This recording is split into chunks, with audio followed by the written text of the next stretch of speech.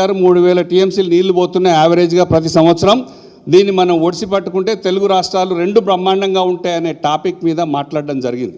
దీనికి కేసీఆర్ గారు రాచపుండు పుట్టించారు, బ్రహ్మ పదార్థం తెచ్చారని గౌరవ ముఖ్యమంత్రి గారు పదే పదే మాట్లాడడం జరిగింది. నేను సచివాలయానికి సెక్రటేరియట్కి అఖిలపక్ష మీటింగ్ పోయింది కూడా, కేసీఆర్ గారు పంపింది కూడా ఈ తెలంగాణ రాష్ట్రానికి అన్యాయం కావద్దు, మనం ఎట్టి పరిస్థితుల్లో కాపాడుకోవాలి, ఏ ప్రభుత్వ అధికారంలో ఉన్నా కూడా మన సపోర్ట్ ఉంటుంది, తెలంగాణ రాష్ట్రానికి అన్యాయం కావద్దు అని, గోదావరి బనకచెలను ఆపాలి అని. దాన్ని ఆపడంలో ఉద్దేశం ఏంటి? మిత్రులు బావగారు కానీ కమలాకర్ గారు కానీ సంజయ్ గారు చెప్పింది కూడా ఏంటి?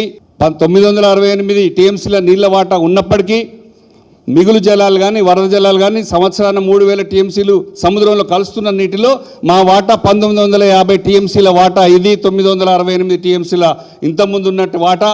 ఇవన్నీ పేపర్ పరంగా ముఖ్యంగా అగ్రిమెంట్ రూపేణా సిడబ్ల్యూసి కానీ అపెక్స్ కౌన్సిల్లో ఇద్దరు రాష్ట్ర ముఖ్యమంత్రులు మాట్లాడుకొని మా పెండింగ్లో ఉన్నటువంటి ప్రాజెక్టులు సమ్మక్క సాగర్ ప్రాజెక్ట్ కానీ, సీతమ్మ సాగర్ కానీ, బిఆర్ అంబేద్కర్ వార్దా ప్రాజెక్ట్ కానీ, కాళేశ్వరం నుంచి 3వ టీఎంసీ పర్ డే నీళ్లు లిఫ్ట్ చేసుకోవడానికి ఫెసిలిటీస్ కానీ